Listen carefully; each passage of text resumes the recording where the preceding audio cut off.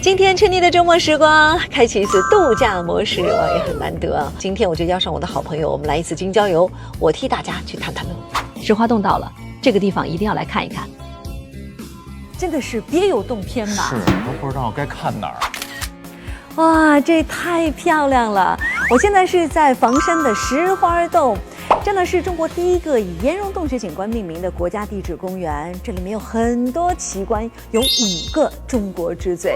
看，这就是第一个奇观月乃石，它就是池水沉积形成的。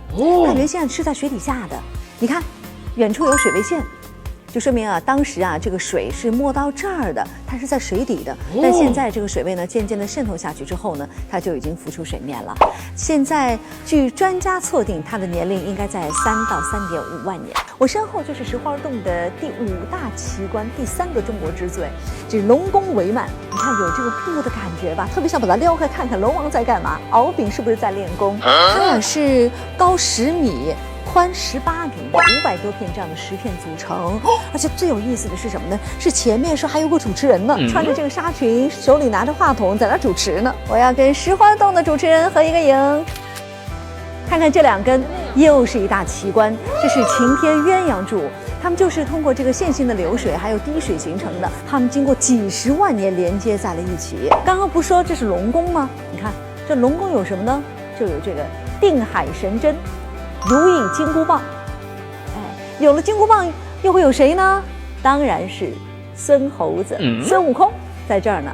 他是龙宫探宝，在这儿看着他的金箍棒。这又是一个中国之最。你看，它是一个石盾，它怎么形成的呢？就是它这个山呢有裂隙，裂隙当中的这个水啊，水流比较大，冲出来的时候啊，就承压水，然后沉积形成的。它冲出来之后呢，你看。慢慢，它不停地在长，而且长出了好几层。到了这个边缘的地方啊，这个水流呢又往下滴，又形成了石幔，所以几十万年形成的这样的造物主的鬼斧神工。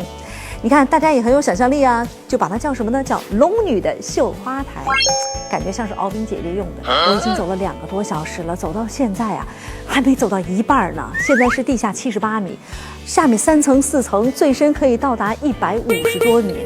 所以真的友情提醒大家，如果要来石花洞的话，一定多穿衣服，因为这只有13度，好冷啊！还有要穿防滑的鞋，也把自己充满电，保持体力，你才能够走得下来。